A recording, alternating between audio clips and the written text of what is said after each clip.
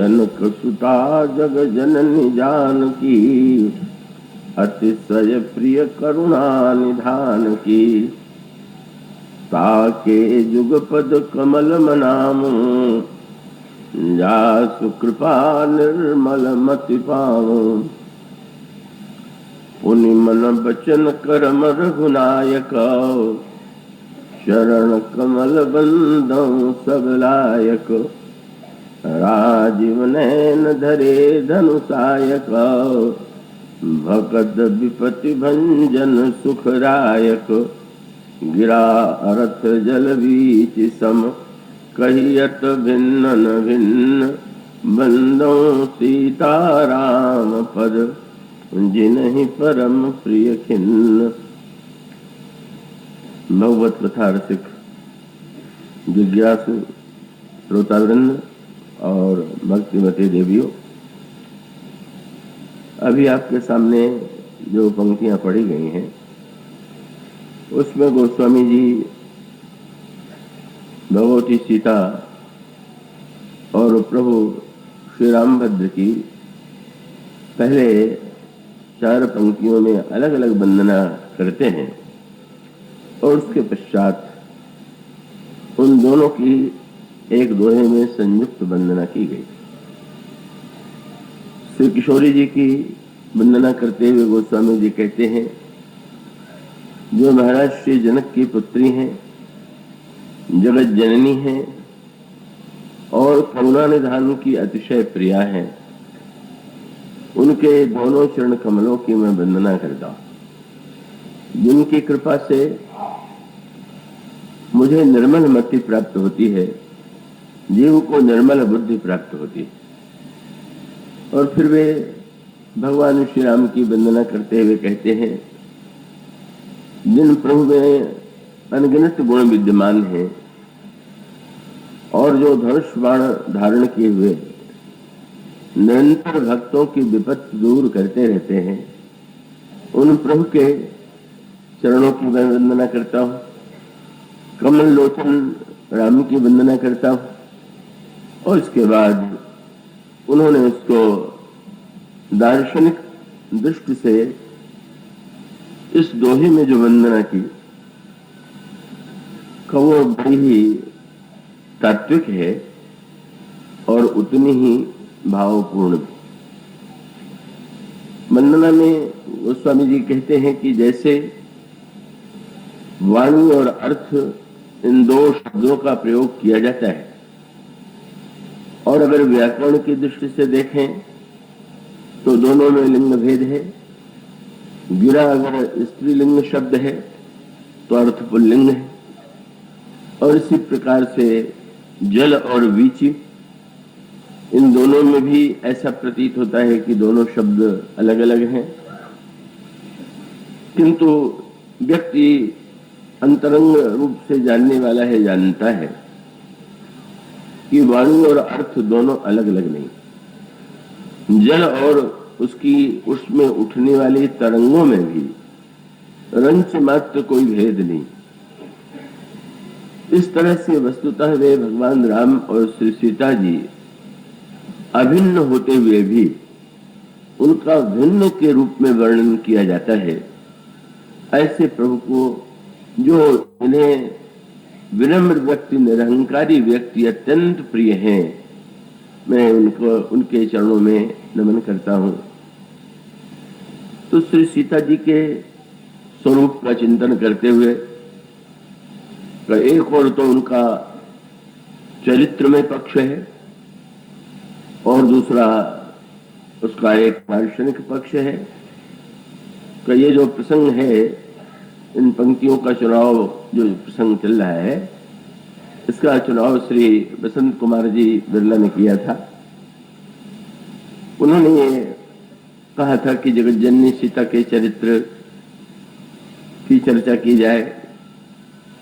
फिर एक वार्तालाप भी सामने हुआ था, तो बड़ा स्नेह में वार्तालाप था का स्वाभाविक रूप से सौजन्यमयी सरला जी, यद्यपि उन्हें डॉक्टर के रूप में कहना अधिक का उपयुक्त होगा। पर इस स्नेह के रूप में एक दिन ये चर्चा चली कि स्वाभाविक है उन्हें कुछ दार्शनिक या विचारात्मक का जो प्रवचन का पक्ष है वो कुछ अधिक आकृष्ट करता है, और हमारे श्री बसंत कुमार जी को चरित्रात्मक।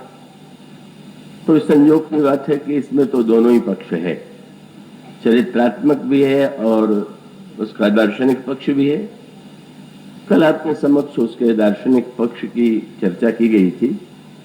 मिले जुले रूप में दोनों ही पक्ष आपके सामने रखे जाएंगे। मुझे विश्वास है कि आप लोग पूरी एकाग्रता और तन्मयता से उसे सुनेंगे। गोस्वामी जी ने एक और जनक की पुत्री के रूप में वंदना की उनकी, उन्हें जगत जननी और करुणा निधान की अतिशय प्रिया बताए। पर उसके साथ साथ वे कहते हैं कि उनकी कृपा से निर्मल मति प्राप्त होती है। तो व्यक्ति के पास समझने का जो सर्वश्रेष्ठ माध्यम है वह तो बुद्धि ही है। बुद्धौ क्षण मनुष्य कह करके गीता में भी इसका प्रतिपादन किया गया, और वैसे भी विचार करके देखें तो यही तो लगता है कि मनुष्य में जो बुद्धि पक्ष है वही इसकी विशिष्टता है अन्य प्राणियों से। तो ये जो बुद्धि है वह तो व्यक्ति के पास है, किंतु बुद्धि के साथ कुछ समस्याएं का, जैसे कोई अच्छी भी वस्तु हो और वो गंदगी में गंदगी उसके चारों ओर से लिपट जाए तो उस वस्तु का वो जो स्वरूप है वो तो स्वच्छ नहीं रहेगा, वो तो मलिन हो जाएगा। तो ठीक यही स्थिति बुद्धि की। बुद्धि में अनेक विशेषताएं होते हुए भी केवल बुद्धि के माध्यम से ही अगर हम उस सत्य का साक्षात्कार करना चाहें तो वस्तुतः हम उसमें सक्षम नहीं रहेंगे, हम असमर्थ रहेंगे। और इसलिए महत्व बुद्धि का कम नहीं है। जब भगवान श्री राम की वंदना करते हुए कहते हैं कि वेदांत वेद्यम विभुम, तो वेदांत का तो मूल स्वरूप ही ज्ञान में है, और जो हमारे यहाँ चरम फल माना जाता है अर्थ धर्म काम और मोक्ष, इनमें सर्वश्रेष्ठ फल मोक्ष है। और ये जो मोक्ष है उसकी उपलब्धि केवल व्यक्ति को ज्ञान से ही हो सकती है, ऐसा बार बार हमारे दर्शन ग्रंथों में वेदांत ग्रंथों में आग्रह पूर्वक कहा गया। तो अब स्वाभाविक है कि वेदांत के तत्वों को या उसके सूत्रों को समझने के लिए बुद्धि की आवश्यकता है, किंतु यदि व्यक्ति की बुद्धि में दोष हो तो उसका परिणाम क्या होगा? आप बार बार वेदांत के ग्रंथों में इसका प्रतिपादन पढ़ते हैं कि जीव और ब्रह्म में कोई भिन्नता नहीं, तो जीवो ब्रह्म ही बना पड़ा। तो एक और भक्त भिन्नता की बात करते हैं और दूसरी ओर वेदांत में अभिन्नता की बात कही गई। अब स्वाभाविक रूप से विवाद होता है कि अभिन्नता सत्य है कि भिन्नता सत्य है। जीव और ईश्वर में भिन्नता है कि जीव और ईश्वर सर्वथा, जीव और ब्रह्म सर्वथा एक ही है। इसको गोस्वामी जी ने जिस पद्धति से प्रस्तुत किया वह बड़े महत्व का है, और उसका सूत्र यह है कि यह जो वेदांत का सत्य है, अगर व्यक्ति की बुद्धि में अभिमान हो तो निश्चित रूप से इसका दुरुपयोग होने की ही संभावना है। और इसलिए बहुधा वेदांत के वाक्यों को दोहराते हुए का उसका जैसा दुरुपयोग किया जा सकता है उसका दृष्टांत है रामचरितमानस में रावण का चरित्र। रावण की विद्वत्ता और पांडित्य में तो कोई संदेह है ही नहीं, अनेक अनेक ग्रंथ रावण के द्वारा लिखे गए, समस्त शास्त्रों का वह पंडित है, तपस्वी है, कि भगवान शिव की आराधना करता है, उसे अनगिनत वरदान प्राप्त हुए हैं, अद्वितीय योद्धा है। इस तरह से रावण पर यदि दृष्टि डालते हैं तो उसमें न जाने कितनी विशेषताएं दिखाई देती हैं। अब उसके मुख से भी का आप ज्ञान दीपक प्रसंग में जो बात पाते हैं, का रावण के संदर्भ में रावण के मुंह से भी उससे मिलती जुलती बात मिलती है। जब मंदोदरी रावण को भक्ति का उपदेश देती है कि आपको तो भगवान श्री राम की भक्ति करनी चाहिए, और उसके साथ साथ रावण को उसने ये समझाने की चेष्टा किया कि आप ये जो राम है ये तो साक्षात विराट पुरुष, और इस विराट पुरुष श्री राम का भजन करना आपका कर्तव्य है। अब रावण जिस भाषा का प्रयोग करता है वह तो वेदांत से मिलती जुलती भाषा भी हो सकती है। रावण प्रारंभ में मंदोदरी की बात सुन करके कुछ गंभीर हो गया, ऐसे लगा कि उसे अच्छा नहीं लग रहा है, पर बाद में जब मंदोदरी ने अपनी बात समाप्त की तो रावण ने ये कहा कि प्रारंभ में तो तुम्हारी भाषा इतनी गंभीर थी कि मुझे जैसे विद्वान को भी समझने में समय लगा। तुम्हारा भाषण तो बड़ा उत्कृष्ट है, लेकिन जब मैं गहराई से मैंने विचार किया तब पता चला कि तुम क्या कह रहे हो। मंदोदरी ने सोचा मैंने तो बड़ी सीधी सादी बात कही है, भगवान का भजन करने की बात, उसमें गंभीरता कौन सी है। तो रावण ने यही कहा, तो बत कही गूढ़ मृगलोचन, हे मृगलोचनी, तुम्हारी जो बत कही है वो बड़ी ही गूढ़ है, और इतना ही नहीं जो वेदांत का फल है वो भी बताया। तो बत कही गूढ़ मृगलोचन समुझत सुखद, जो व्यक्ति नहीं सुने समझे उसके लिए तो वो दुखद हो जाए, और समझने वाले व्यक्ति को केवल सुख ही प्राप्त नहीं होगा, वो भवमोचन भी, संसार से मुक्त करने वाला भी। अब तो यही तो मुक्ति का चरम उद्देश्य भी है, बंधन से जीव मुक्त हो जाए।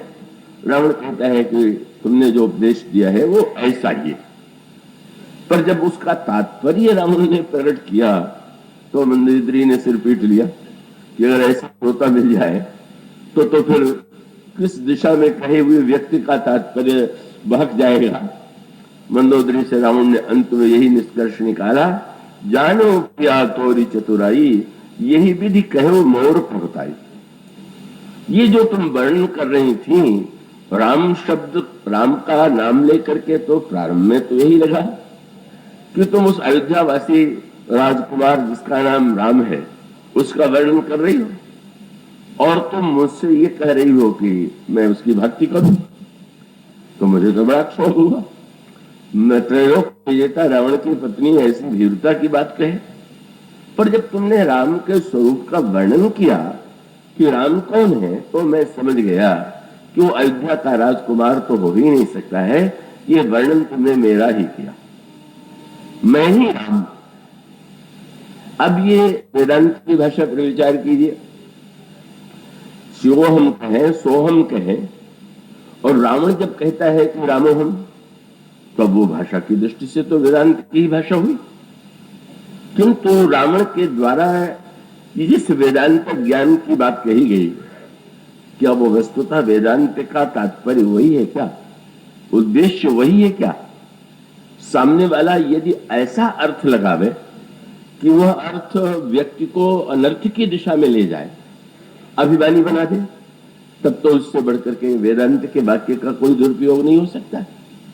और इसलिए जब मंदोदरी ने रावण की व्याख्या सुनी तो मंदोदरी को बस एक ही बात रही, बोले मंदोदरी मन मह अस ठयऊ, यही काल बस मति भ्रम भयो।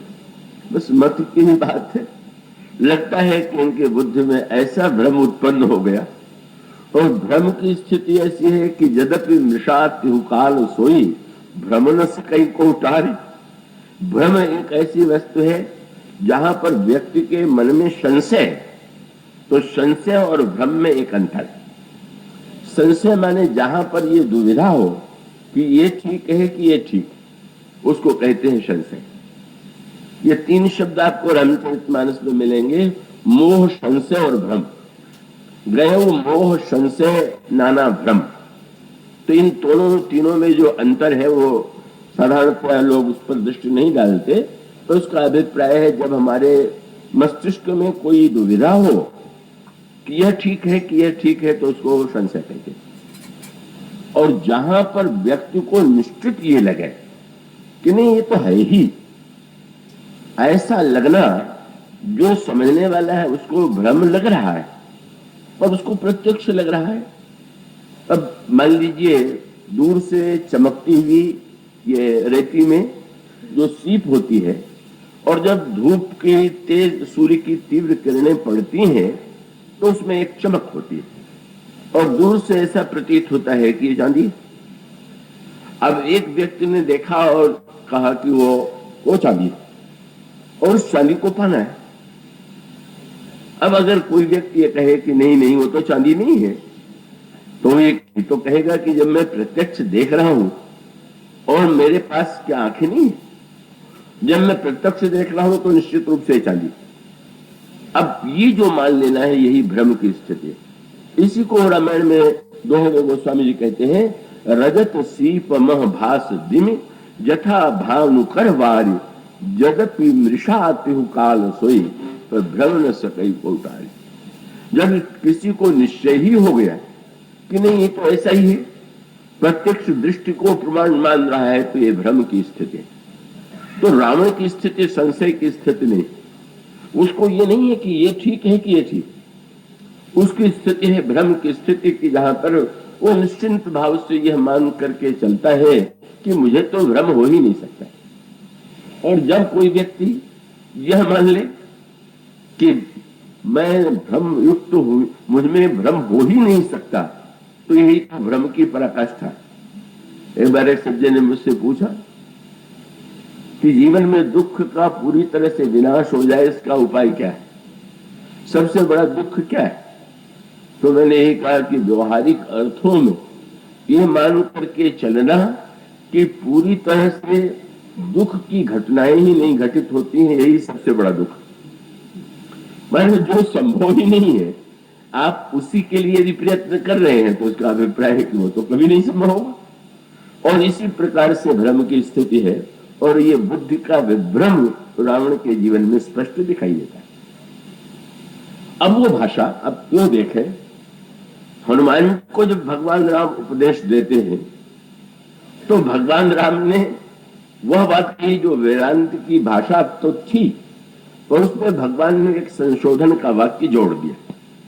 हनुमान जी ने प्रभु से कहा कि प्रभु मैं नहीं जानता कि भक्ति का अर्थ क्या है और भक्ति कैसे करना चाहिए। तो प्रभु ने कहा, हनुमान संसार में तो कोई ऐसा व्यक्ति ही नहीं है कि जो भक्ति न करता हो, का व्यक्ति तो किसी न किसी की भक्ति कर ही रहा, पर जहां तक मेरी भक्ति है उसकी सार्थकता तब है जब व्यक्ति की भक्ति अनन्य। तो अनन्य शब्द का अर्थ आप जानते हैं, दूसरा न। संसार में जो व्यक्ति भक्त भी है तो अनेक का भक्त है, विषयों का भक्त है, इंद्रियों का भक्त है, न जाने कितने वस्तुओं का भक्त है। पर भगवान कहते हैं मेरा भक्त तो वही है कि जो अनन्य। तो ये अनन्य भक्ति कैसे, इसकी क्या व्याख्या है? तो भगवान राम ने ये नहीं कहा कि अनन्य भक्त वह है जो मुझे छोड़ करके किसी को न माने। साधारणतः लोग यही अर्थ लेते हैं। हनुमान से प्रभु व्याख्या करते हैं, सो अन्य अस जाके, फिर वही शब्द आया मति। मूल में सूत्र जो है राम के जीवन में भी पिए ही कालबस मति भ्रम भयम, और हनुमान जी से भगवान राम कहते हैं बस यही बुद्धि जो है दृढ़ करने की आवश्यकता है। सो अनन्य अस जाके मति न टरई हनुमंत। क्या बोले, मैं सेवक सचराचर रूप स्वामी भगवंत। यह सारा ब्रह्मांड भगवान का स्वरूप है, पर उसमें प्रभु ने एक संशोधन जोड़ दिया। क्या? मैं दास हूं, और ये सार प्रभु का स्वरूप है। अब तर्क की दृष्टि से तो ये बात युक्त संगत नहीं है। अगर सारा ब्रह्मांड ही ईश्वर का रूप है तो क्या मैं ही अलग हूं क्या? ये क्या हुआ?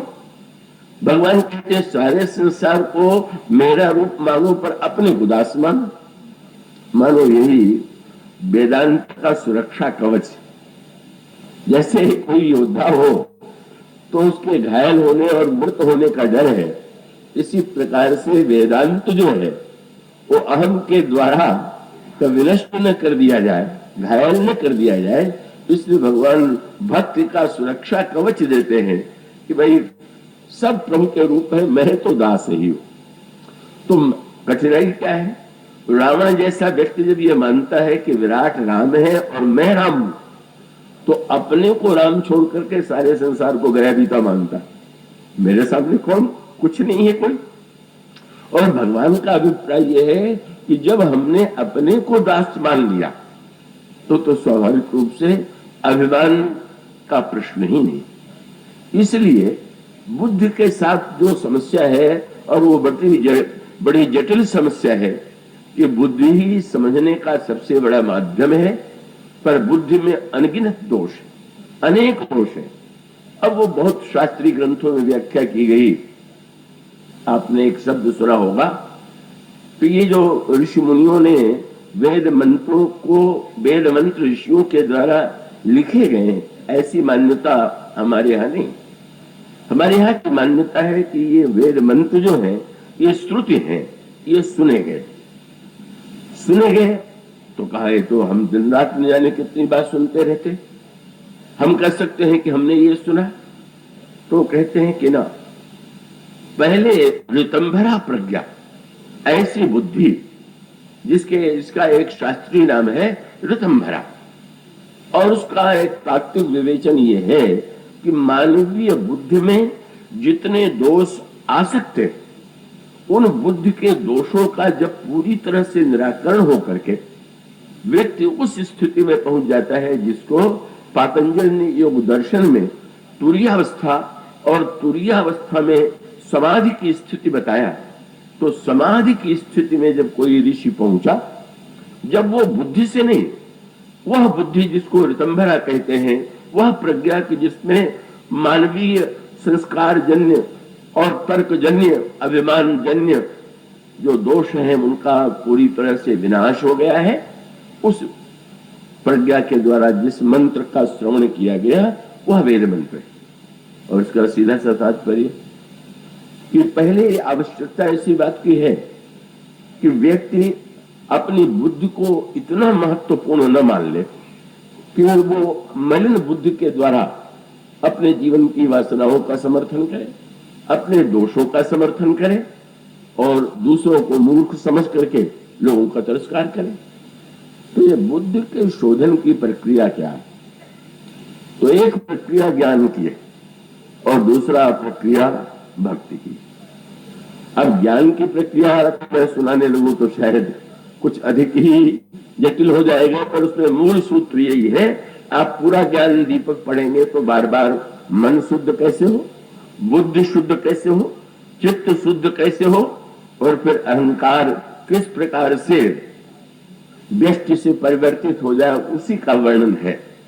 ज्ञान दीपक तो एक कविता है, तो उसमें जो वर्णन किया गया वो तो शुद्ध जो है, सात्विक श्रद्धा धैर्य सुहाई, जो हरि कृपा हृदय बसे आई, जप तप व्रत यम नियम अपारा, जो श्रुतिकः शुभ धर्म आचारा, सोई तृण हरित चले जब गाई, भाव वत्स शिशु पाई पिनाई, नोई नृत्य पात्र विश्वासा। अब सबसे पहले शुद्ध किसे होना? इतना करने के बाद निर्मल मन, अधीर निज दासा, इतना प्रयत्न कीजिए तो मन निर्मल। अब ये बात अलग छोड़ देते हैं, वो तो एक एक शब्द अत्यंत गंभीर है, पर मन शुद्ध हो जाना ही अंतिम वस्तु नहीं। मन को शुद्ध करने के बाद अभी तो बहुत कुछ बाकी। मन को अहीर बताया गया और उसने दूध दुहा, पर धोने के बाद अब उस दूध को पकाना। परम धर्म में पय दुहि भाई, अवतय अनल अकाम बनाई, तोष मरुत तब क्षमा जुड़ावे, धृति सम जामन देई जमावे, मुदिता मथे विचार बथानी, दम आधार रजु सत्य समानी, तब मथि काढ़ ले नवनीता विमल। ये दूसरा शब्द आ गया। पहले मन निर्मल किया गया, अब उन्होंने कहा के बाद की जो साधना है उसका फल होता है वैराग्य के रूप में। अब हमारे अंतःकरण में यह वैराग्य की विमलता आ गई, पर अभी काम बना नहीं। उन्होंने कहा नवनीत तो बहुत ही स्वादिष्ट होता है, पर जिसे खाना हो उसके बात और जिसको घी के रूप में परिणत करके उसका दिया जलाना हो तो उसके लिए तो इस मक्खन को भी पकाना होगा। अब उन्होंने कहा विमल विराग को और निर्मल बनाओ। अब निर्मल क्या बनाने? उनका जोग अग्नि करी प्रकट कर और कर्म शुभाशुभ लाभ। और अब बुद्धि, मन की बात पहले आ चुकी। बुद्धि सिरावे ज्ञान घृत तो ममता मल जरी जाए। इसके बाद भी आपने देखा होगा तब मक्खन में कोई मल जो है वो बाहर की गंदगी थोड़ी होती है। नहीं, मक्खन तो दही से निकाला जाएगा, तो दही में जो अंश होता है एक खटास का, मक्खन के रूप में बना रहता है। घी बनाना है तो उसको आग पर चढ़ाएंगे, पकाएंगे, और जब वो खटास वाला भाग मिट जाए, वो खटास वाला भाग कौन सा है? बोले ममता मल जरी जाए। मानो संकेत ये घी पकाने वाले ध्यान रखते हैं, मक्खन पकाते समय कैसे पता चले कि अब जो है वो घी बन गया। बोले जब तक वो खटास होगा तब तक उसमें चिड़चिड़ की आवाज आवेगी, और जब पूरी तरह से वो चिड़चिड़ की आवाज समाप्त हो गई तो बस बोले अब घी हो गया। बोले वैराग्य के साथ जब तक ये चिड़चिड़ापन है तब तक समझ लो कि अभी मैं वैराग्यवान हूं, मेरे समान कौन वैराग्यवान है? बोले अब को भी तो जलाओ। जब ये समाप्त हो गया तो बुद्धि सिरावे ज्ञान घृत। पहले मन की निर्मलता, अब बुद्धि सिरावे ज्ञान घृत तो ममता मल जरी जाए। और फिर यात्रा समाप्त नहीं हुई। तब विज्ञान निरूपणी बुद्धि विशद घृत पाए, चित्त दिया धरे दृढ़। इसमें चारों अवस्थाओं का वर्णन दिए। चित्त की दया पर इस घी को दियत बनाइए और उस पर चित्त के उस दियत पर का स्थापित कीजिए, समता के स्थान पर इस दियत को, और उसमें यह जो घी आपने अभी प्रस्तुत किया है, बनाया है, उसे डालिए। और डालने के बाद फिर बत्ती भी तो डालिए। घी से ही तो काम नहीं चलेगा, और तब वो बत्ती कैसे बनेगी? बोले तीन ही अवस्था, यही जिनकी चर्चा इस विवाह प्रसंग में चल रही। तीन ही अवस्था, तीन गुण, और तेही कपासते काढ़, और तूल तुरी समारी पुनि बाती करई सुगाड़। आप लोगों ने जिन्होंने कपास देखा होगा तो देखते हैं रुई बीच में है और उसके चारों ओर जो है वो एक उठी हुई वस्तुएं हैं हरी हरी। वो कहते हैं तीन अवस्थाएं जो हैं वही कपास के ऊपर का आवरण है, और उसमें से रुई निकाल करके जब उसको गाढ़ा करें तो तुरीय अवस्था का अब जो भान हुआ। तीनों अवस्थाओं के बाद चौथी अवस्था जब आई तो तूल तुरीय समारी पुन बाती करे सुगाड़। और तब यही विधि लेस है दीप तेज राशि विज्ञानमय, और जाते ही जासु समीप जरही मदादिक सलभ सब। जब ये विज्ञान का दीप प्रज्वलित होता है, जब बुद्धि इतनी परिशुद्ध हो जाए, उसमें अहंकार न हो, ममता न हो, सांसारिक वासनाएं न हो, तब वो दिव्य प्रकाश होता है और तब सोहम करने का अधिकार मिलता है। पहले से ही नहीं। वो वाक्य कह दिया शंकराचार्य जी ने, कलो वेदांत न सर्वे फाल्गुने बालकाई हो। होली के दिनों में बच्चे चाहे जो गाली बकते हैं पर उसके अर्थ का उन्हें ज्ञान थोड़ी होता है। तो वेदांत तत्वों को मानो। अब कहते हैं सोहमस्मि इति वृत्ति अखंडा, दीप शिखा सोई परम प्रचंडा, आत्म अनुभव सुख सुप्रकाशा, तब भव मूल भेद भ्रमनाशा, प्रबल अविद्या तम मिट जाई, हारई सकल सुलभ समुदायी। इतनी कठिन साधना के बाद बुद्धि निर्मल हुई, चित्त में समत्व का उदय हुआ, तुरीयावस्था की स्थिति में व्यक्ति पहुंच गया, और पहुंचने के पश्चात तब सोई बुद्धि, अब ये बुद्धि जो है, तब सोई बुद्धि पाई उजियारा, उर गृह बैठ ग्रंथि निरुआरा। अब वह बुद्धि जो है, उस समय बुद्धि ऐसी हो गई कि उस प्रकाश में बैठ करके जो एक ग्रंथ पड़ गई है उसको खोलता है, पढ़ करके आतंकित हो जाता है व्यक्ति। तो ये वेदांत की साधना गोस्वामी जी को भी लिखना पड़ा, कहत कठिन, समझत कठिन और साधत कठिन विवेक। कहना कठिन, उसको सुन करके समझना सुनना कठिन, और समझ करके उसको क्रियान्वित करना तो और कठिन। और हो ही गुणाक्षर न्याय जो पुल प्रत्युह अनेक। अब भक्तों ने क्या किया, गोस्वामी जी क्या करते हैं? अब एक तो ज्ञान का पुरुषार्थ का मार्ग है, जिस क्रम से बुद्धि को हम निर्मल बनाए, वो भी मार्ग है।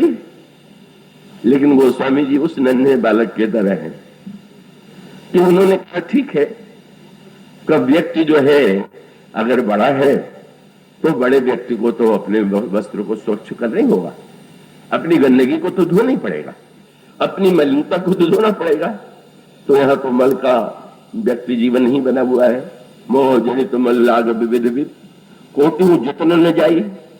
अब इस मल को मिटाने के लिए जैसे का एक व्यक्ति सत्कर्म और पुण्य और साधना, जैसे आपका वस्त्र गंदा हो जाए, आपका शरीर गंदा हो जाए तो आप साबुन लगाते हैं,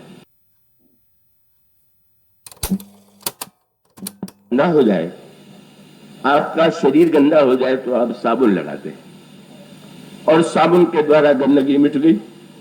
किंतु आपने ध्यान दिया होगा कि अब साबुन से गंदगी मिट गई तो ये नहीं कि अब साबुन लगे लगे आप बाहर चले जाएंगे, या कपड़े में साबुन लगा हुआ तो बोले ऐसे ही पहन ले। पहले साबुन से वस्त्र को धोइए और बाद में स्वच्छ जल से साबुन को धो दीजिए। ये अभिप्राय कि साधना के द्वारा, सत्कर्म के द्वारा मलिनता दूर होती है, पर जब तक उसको भी न धो दिया जाए, और उस साबुन को धोने का उपाय है बिल्कुल शुद्ध जल, उसमें साबुन भी नहीं गंदगी भी नहीं, दोनों नहीं। और यह जल कौन सा है? बोले प्रेम भगति जल बिनु रघुराई, अभी अंतर मल कबो न जाई। किंतु यह तो बड़े जो व्यक्ति समर्थ हैं उनके लिए, पर जो ये नन्हा बालक है ये क्या करे? अब बड़ा सुंदर संकेत गोस्वामी जी करते, प्रभु ने कह दिया कि हाँ जीव मुझे पाने के लिए पर निश्चित रूप से मैं स्वीकार करता हूं, पर एक वाक्य उन्होंने जोड़ दिया, और वो भी उनका आग्रह है कि निर्मल मन जन सोम ही पावा, और मोह पट छल छिद्र न भावा। निर्मल मन वाला व्यक्ति ही मुझे पा सकता है, मुझे कपट छल और छिद्र प्रिय नहीं लगता है।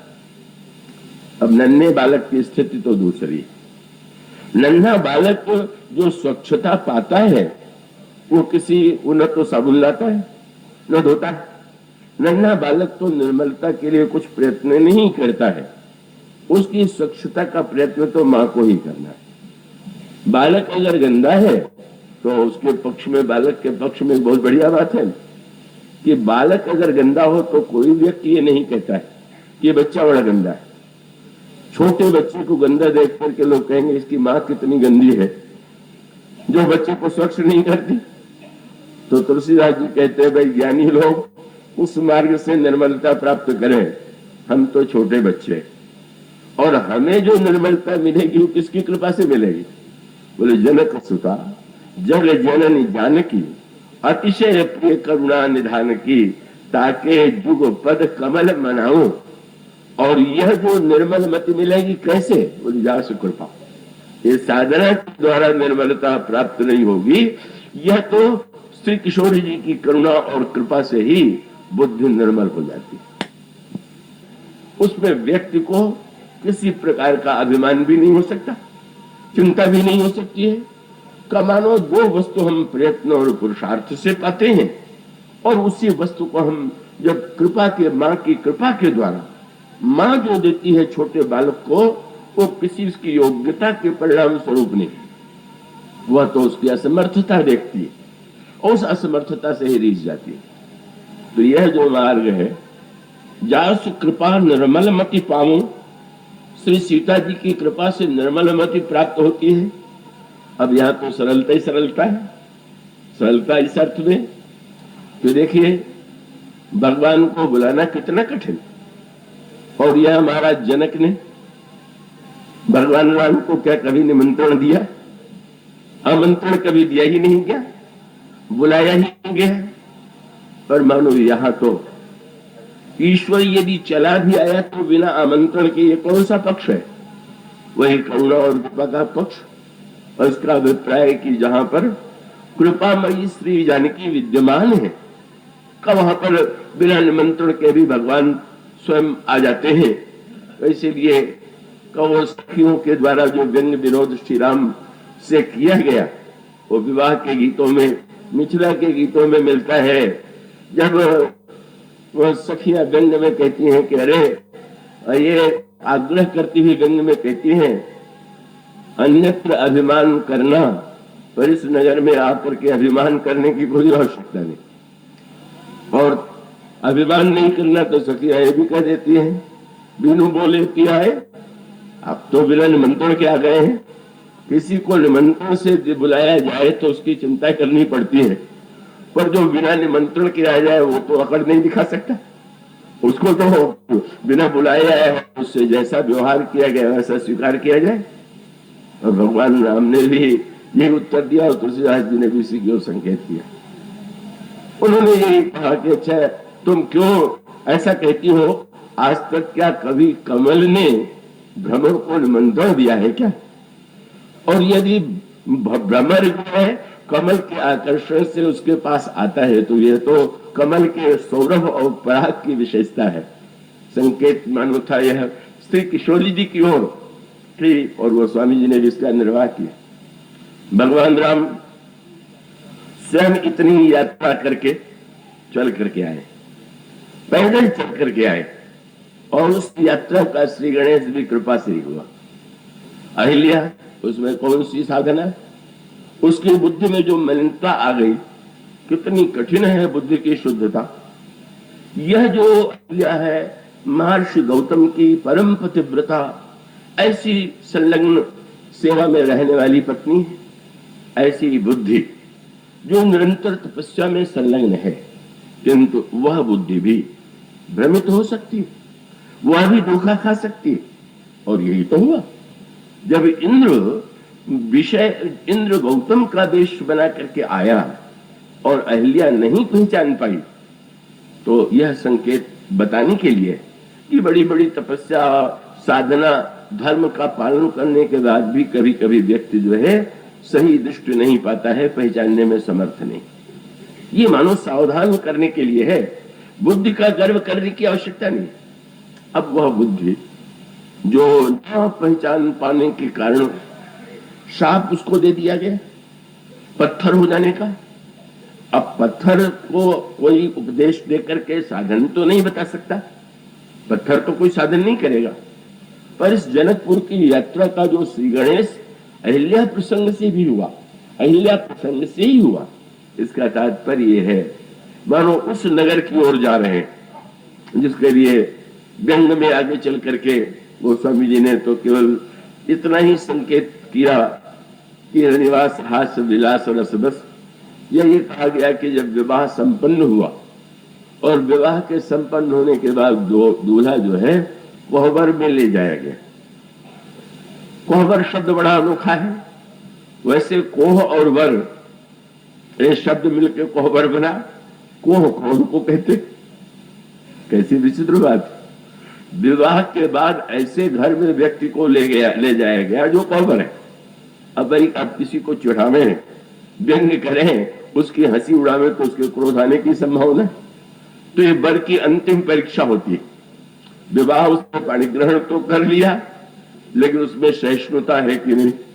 अब विवाह करके पत्नी के प्रति जो उसका व्यवहार होगा वो तो यही सिद्ध करेगा कि अगर वो सहिष्णु नहीं होगा तो बात बात पर उसे क्रोध आवेगा। तो कोहबर की जो सारी लीला होती है वो व्यंग में, कटाक्ष में और ऐसे रूप में कि जैसे किसी को चुड़ लग जाए। तो वो स्वामी जी कहते हैं जब विवाह की विधि पूरी हो गई तो कोहबर ही आने कुंवर कुंवरी सुहासिनी सुख पाई। और फिर अति प्रीत लौकिक रीति लागी कर्ण मंगल गाई। वहां पर गुरु वशिष्ठ का प्रवेश नहीं है, सतानंद जी का भी प्रवेश नहीं, महाराज दशरथ और महाराज जनक का भी प्रवेश नहीं। वहां तो केवल कोई जो है वो श्री सीता जी की सखियां हैं और ये चारों राजकुमार हैं और उनको ले जाया गया। और वो स्वामी जी फिर कहते हैं अब प्रारंभ हुआ। वहां तो ये जो साक्षोच्चार होता है विवाह के मंडप में, उसमें बताया जाता है कि वर का के पूर्व पुरुष कितने उच्च कोटि के थे। यहाँ कन्या के पक्ष में किस किस व्यक्ति की पुत्री है, पौत्री है, प्रपौत्री है, ऐसा वर्णन किया जाता है। यहाँ तो इस दूल्हे का स्वागत ही इस रूप में पहले किया गया। और ये करके एक सखी ने श्री राम को देख करके यही कहा कि सखी, अयोध्या में इतने राजा राजकुमार आए पर ये राजकुमार जितना घमंडी है आज तक कोई ऐसा नहीं। मतलब सोचिए, जहां स्वागत में पहला वाक्य श्री राम को अभिमानी कह करके किया जाए, परशुराम जी श्री राम को उपाधि दे करके गए। इतने प्रभावित हुए राम के स्वभाव और शील से कि उनका विनय, शील, करुणा सागर, जैत वचन रचना अटिनागर। आप विनय के, शील के, करुणा के आगार। पर यहाँ न तो विनय, न शील, न करुणा, और उसके साथ साथ चेतावनी भी। बरबे रामायण में तुलसीदास जी ने कह दिया, एक सखी ने कहा अभिमान है तो अपने पास रखो, यहां बिल्कुल नहीं। क्यों? बोले गर्व करहु रघुनंदन जनि मन मारो। कोई गर्व मत करो। जब कहो सखी यस को तनुधारी, जोन यह रूप यह जोन मोह यह रूप निहारी। इस सुंदरता को देख करके तो सारे नगरवासी स्त्री पुरुष सभी सम्मोहित हो गए। और सखी कहती है कि रूप का गर्व यहां छोड़ दो। क्यों छोड़ दो? बोले वहां की बात और थी, यहाँ जरा देख लो तुम्हारे बाम बाग में जो विराजमान है। और तब वो बरबे रामायण में तुलसीदास जी ने लिखा, गर्व करहु रघुनंदन जन मन माही आपन मूर्ति देखो। अगर तुम्हें ये पता लगाना हो कि कितने सुंदर हो तो कहीं पाए आपन मूर्ति देखो, सिर की छाप। सीता जी की छाह देख लो, उनकी छाह जैसी है वैसे तुम। और मानो व्यंग ये भी है कि भाई व्यक्ति गोरा भी है तो छाया तो खाली ही होगी। तो मानो श्यामता पर व्यंग है। और यो ये भी कहें कि भाई प्रतिबिंब जो है छाया है श्री राम, तो प्रतिबिंब समर्थ नहीं, क्रिया करने में प्रतिबिंब समर्थ नहीं है। तो व्यक्ति जिधर चढ़ेगा छाया को भी उसका अनुगमन करना पड़ेगा। और उसका अभिप्राय है कि जब श्री सीता जी के तुम प्रतिबिंब हो तो स्वतंत्र थोड़ी हो, ये तो जिधर जाएंगे उधर तुम्हें जाना ही होगा। मानो ये कह करके जब श्री राम से विनोद किया गया और भगवान इस वाक्य को सुन करके उनको लगा चलो एक अभिमानी की नई उपाधि तो मिली। इतने दिनों तक तो लोगों ने यही बार बार कहा कि इनके समान नम्र कौन होगा, सुशील कौन होगा। लेकिन फिर लक्ष्मण जी तो स्वभाव से ही तेजस्वी हैं, प्रभु तो मौन हो गए। पर उन्होंने तुरंत कहा कि अभिमान तो हम लोगों की दृष्टि से हमारे श्री राघव में नहीं, पर अगर झूठा अभिमान करे तो बुरा। भूल गई वो उस दिन को जब धनुष टूटने के पहले क्या दशा हो गई थी तुम लोगों की। और हमारे श्री राघव ने ही तो धनुष तोड़ करके कष्ट दूर कर दिया। आंख के आंसू इन्हीं के द्वारा तो कब मिट पाए। पर सखियां क्या उत्तर देने में पीछे थी। उन्होंने कहा धनुष यज्ञ के पहले पुष्प वाटिका की याद कर लो। पुष्प वाटिका में तुम्हारे राघव ने पुष्प तोड़ा और तुम भी साथ में थे। और जब लता कुंज से निकले तो क्या दशा थी? बोले भाल तिलक श्रम बिंदु सुहाय। माथे पर पसीने की बूंद थी। लक्ष्मण, क्या जिसको फूल तोड़ने में पसीना आ जाए वो धनुष तोड़ सकता था क्या? कौन सा तर्क कहता? तब कैसे टूट गया? कहीं से तो टूट ही नहीं सकता था। तोड़ने की शक्ति होती तो पहले उठ के तोड़ देते। और देखा नहीं कि जब चले भी तो बेचारे इतने धीरे धीरे चले, हम लोग यहाँ आ गए। इतना सुकुमार राजकुमार ये कैसे धनुष तोड़ेगा? और हम सब लोगों ने अपना सारा पुण्य लिखा भी है कि श्री राम को देख करके जनकपुर वासियों ने यही याद किया कि हमने कितने कितने पुण्य जीवन में किए। और उनके प्रार्थना यही निकली, बंदी पितर सुर सुकृत संहारे। अपने पितरों का स्मरण किया, देवताओं का स्मरण किया और यही कहा, जो कछु पुण्य प्रभाव हमारे तो शिव धनु मृणाल की नाई तोड़ राम गणेश गोसाई। गणेश महाराज, आप हमारा सारा पुण्य ले लीजिए और बस इनसे धनुष तोड़वा दीजिए। और वो प्रार्थना वही नहीं चल रही। श्री सीता जी ने जिस समय श्री राम की सुकुमारता को देखा, बोले देख देख रघुवीर तन सुर मनाव धरि धीर भरे भोचन प्रेम जल पुल कावली शरीर। और सबसे पहले तो मन ही मन अपने पिताजी को उलाहना दिया। तात दारुण ठानी समुझत नहीं कछु लाभ न हानि। ये आपने क्या हट किया? मुंह से नहीं कह सकती है पर मन में उलाहना दे रही हैं। और तब उन्होंने भी स्मरण प्रारंभ कर दिया। गणनायक वरदायक देवा आज लगे कीन्ही तो सेवा। बार बार विनती सुनी मोरी करहु चाप गुरुता अति थोरी। करहु तन्न महेश भवानी। इस तरह से सखियां कहती हैं कि श्री किशोरी जी ने, हम लोगों ने इतना पुण्य लगा दिया प्रार्थना, तब कहीं जाकर के धनुष तोड़ा। तुम कहते हो उन्हें गर्व करना चाहिए। पर इसलिए यहाँ की भाषा तो सर्वथा भिन्न प्रकार की, पर लक्ष्मण जी सरलता से हार नहीं मानते। फिर भी याद कर देते हैं, जब आप लोग प्रार्थना नहीं कर रही थी तब की घटनाओं का आपको पता है? कहीं जो अहिल्या का उद्धार किया उस समय आप थी क्या? पत्थर को चेतन बनाने की इस चरणों में जो शक्ति है, क्या वो एक लिए नहीं? और सखियों ने तुरंत उलट के उत्तर दिया, अच्छा तो अगर इनके चरणों में ऐसा चमत्कार है तो अयोध्या में भी कोई पत्थर स्त्री के रूप में बदली थी क्या? और भी कोई परिवर्तित हुआ था क्या? तब इसका अर्थ है कि चमत्कार चरणों का है ही नहीं। और गुरु जी ने भी यही कहा था कि चरण कमल रज चाहते, चमत्कार तो धूल में। और जानते हो ये चमत्कार इनके चरणों में तब आया जब मिथिला की ओर चले। उस धूल का ये प्रभाव एक जड़ को चेतन बना देता है। मानो यह जो और प्रभु जो है, और इसका सीधा सा तात्पर्य है, परिवर्तन ईश्वर के द्वारा नहीं होता। ईश्वर यदि साक्षात ज्ञान है तो ज्ञान परिवर्तन करने में सक्षम नहीं। ज्ञान तो वस्तु को यथार्थ रूप में दिखा देना ही उसका कार्य। बिजली का कार्य, बिजली प्रकाश है, तो प्रकाश का कार्य नहीं है कि जिसकी जैसी आकृति है उसको बदल देगा, सांवले को गोरा या गोरे को काला बना देगा, या और आकृति में बदलाव ला देगा। वो तो जैसा जैसा जैसा है वो उसके सामने दिखाई देने लगेगा। परिवर्तन तो होता है केवल भक्ति के द्वारा, ये परिवर्तन की प्रक्रिया। और इसलिए महर्षि विश्वामित्र जब वह अहिल्या जो साधन करने में सक्षम नहीं है, जिसकी बुद्धि वासना के स्पर्श से मलिन हो गई है, जड़ हो गई है, उसका उद्धार कैसे होगा? इस पथ पर जहां पर कृपामयी श्री किशोरी जी निवास करती,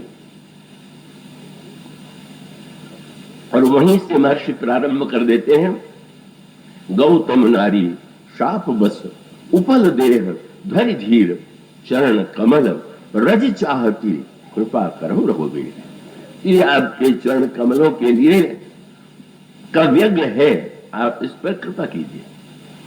मानो भक्ति साधना का भी क्रम, भक्ति के भी दो रूप, कृपा रूपा भक्ति और साधनामयी भक्ति। साधनामयी भक्ति का रूप है प्रथम भक्ति संतन कर संगा, दूसर रति मम कथा प्रसंगा गुरुपद पंकज सेवा तीसर भक्ति मान, ये साधनामयी भक्ति। और एक भक्ति वह है कि जो शुद्ध कृपा से प्राप्त होती है, किसी साधना का परिणाम नहीं। तो अहिल्या के जीवन में तो कोई साधना नहीं हो सकती। अगर प्रथम भक्ति संतन कर संगा, तो क्या पत्थर जो है सत्संग करेगा क्या? इसलिए क्रम उलट गया। पहली साधना है संत का संग, तो मानो भगवान राम ने स्वीकार कर लिया। कहीं अहिल्या ने भले सत्संग नहीं किया, पर संत यहां तो आ गए, विश्वामित्र जैसा संत आ गया। चलो साधना उधर से नहीं, अब साधना इधर से होगी। और उसके पश्चात दूसर रति मम कथा प्रसंगा, भगवान की कथा प्रसंग में रति जो है वह दूसरी भक्ति। अहिल्या तो पत्थर है, पत्थर क्या कथा सुनेगा? और तब भगवान राम ने उसका भी साधन पक्ष बदल लिया। विश्वामित्र जी से पूछने लगे, महाराज ये नारी आपके लिए जो पत्थर दिखाई दे रहा है ये कौन है? महर्षि ने वो बस पूछा, मुनि शिला प्रभु देखी, सकल कथा मुनि कही विशेखी। उस समय जब कथा प्रभु ने सुना, तो मानो पूछा जा सकता है कि अहिल्या ने तो कथा सुनी नहीं। बोले भले ही अहिल्या ने कथा न सुनी हो, पर जिसकी कथा सारे भक्त सुनते हैं, उस अहिल्या की कथा प्रभु ने ही सुन लिया। अच्छा है तुम मेरी कथा नहीं सुन सकती हो, तो मैं तो तुम्हारी कथा सुन सकता हूं। यही करुणा का पक्ष है, यही कृपा का पक्ष। और उसके पश्चात गुरुपद पंकज सेवा तीसर भक्ति अमान, वहां पर भी गुरु विश्वामित्र स्वयं आए हुए हैं, कृपा करने का आग्रह कर रहे हैं। वह निर्मलता जो अनगिनत साधनाओं के बाद प्राप्त होती है, उस पथ पर, भक्ति पथ पर, कहो भक्ति पथ कौन प्रयासा, जो बन जप तप बखो उपवासा, यह जो सरल स्वभाव नमन कुटिलाई, जथा लाभ संतोष सदाई। मानो यहीं से श्रीगणेश हो गया कृपा का करुणा। और तब वह प्रभु का मानो उसके पहले ही, इस यात्रा में विश्वामित्र के यज्ञ के पहले ही प्रभु ने स्वयं ताड़का का भी वध कर दिया, तो सुबाहु का भी वो जला करके नष्ट कर दिया, मारीच को दूर फेंक दिया। और आज प्रभु अहिल्या का उद्धार करते हैं। बुद्धि की जुड़ता दूर हो गई, उसके अंतःकरण की मलिनता अति निर्मल वाणी अस्तुति ठानी। और शब्द यही निकला, ज्ञान गम्य जय रघुराई। हे प्रभु आप ज्ञान गम्य, तो ज्ञान गम्य तो है, तो ज्ञान कहां से आवे? का एक और संकेत आता है, वो बड़ा सुंदर है कि गोस्वामी जी ने कहा कि ज्ञान का दीपक जलाना बड़ा कठिन है, और उन्होंने कहा कि भक्ति मणि सरल है। तो भक्ति मणि सरल है, उसके बाद पूछा गया भक्ति मणि कैसे मिलेगी? तो उन्होंने जो लिखा उसको पढ़ करके एक बार वृंदावन में किसी साधक ने मुझसे पूछा कि उसको पढ़ के तो कहीं नहीं लगता है कि भक्ति को पाना सरल है, क्योंकि अब वो कहते हैं पावन पर्वत वेद पुराण, वेद पुराण पर्वत है, राम कथा रुचिरा कर नाना, भगवान राम की कथा जो है वो खान है। फिर बोले खान का रहस्य जानने वाला मर्मी सज्जन, कुमति सुमति कुदारी, सुमत की कुदाल हो, मर्मी सज्जन हो, ज्ञान विराग नैन उर्गारी, ज्ञान और वैराग का नेत्र हो, तो भाव सहित जो खोजई प्राणी, तो पाव भक्ति मण सब सुख खाली। भाव सहित अगर वो खो जाएगा तो भक्ति मणि मिलेगी। तो उन्होंने कहा इसमें छूटा क्या? ज्ञान भी चाहिए, वैराग्य भी चाहिए, भाव भी चाहिए, वेद पुराण का अध्ययन भी चाहिए, तो इसमें सरलता क्या होगी? बस गोस्वामी जी ने एक सूत्र दे दिया, वो वहां ज्ञान दीपक में जो कुछ है उसको अपने प्रयत्न से पाना है, और यहाँ पर जो कुछ पाना है तो बड़ा कठिन, पर कृपा से यहाँ पर ये जो राम भक्ति की मणि है, उसमें ज्ञान वैराग्य कुदाल के लिए व्यक्ति को प्रयत्न नहीं करना है, बिना प्रयत्न के ही ये सारा का सारा भगवान सारी वस्तुएं का एकत्र कर देते। इसीलिए तो संकेत आता है, हनुमान जी लंका की यात्रा करते हैं, श्री किशोर जी के पास जाते हैं, लौट करके आते हैं। प्रभु ने हनुमान जी को हृदय से लगाया, कहा कि इस यात्रा में आने और जाने में कोई अंतर तुम्हें प्रतीत हुआ? हनुमान जी ने कहा कि जाते समय तो इतने विघ्न आए, इतना कठिन हो गया, कितना पर्वतों में वनों में भटके, अनशन किया, तब कहीं समुद्र पार करने की स्थिति आई, मेहनत आया, सुरसा आई, सिंहिका आई, लंकिनी आई, इतने विघ्न आए कि प्रतिक्षण एक विघ्न थे। लौटने लगे तो बोले एक भी विघ्न नहीं आया। ऐसा कैसे? जब तुम उसी मार्ग से गए और उसी मार्ग से लौटे तो अंतर क्यों आ गया? उन्होंने कहा इसलिए कि प्रभु गया था साधना के मार्ग से, आपने भेजा था, और लौटा तो श्री किशोरी जी के कृपा मार्ग से लौटा। तो ज्ञान के मार्ग में तो पग पग पर विघ्न है, और कृपा के मार्ग में तो कोई विघ्न है ही नहीं। यहां तो माने करुणा करके, यहाँ स्थिति ये है कि हनुमान जी आए भी और प्रभु के चरणों में प्रणाम भी किया। तो साधारणतः हनुमान जी का तो नियम यही है कि चरणों में प्रणाम ही नहीं करते, चरणों को पकड़ भी लेते। पहली बार ही जब मिलन हुआ था तो प्रभु पहुंचान परे गही चरणा, चरणों में गए और चरणों को पकड़ लिया। पर आज हनुमान जी ने प्रणाम तो पहले की तरह किया, पर पकड़ने का प्रयत्न नहीं किया।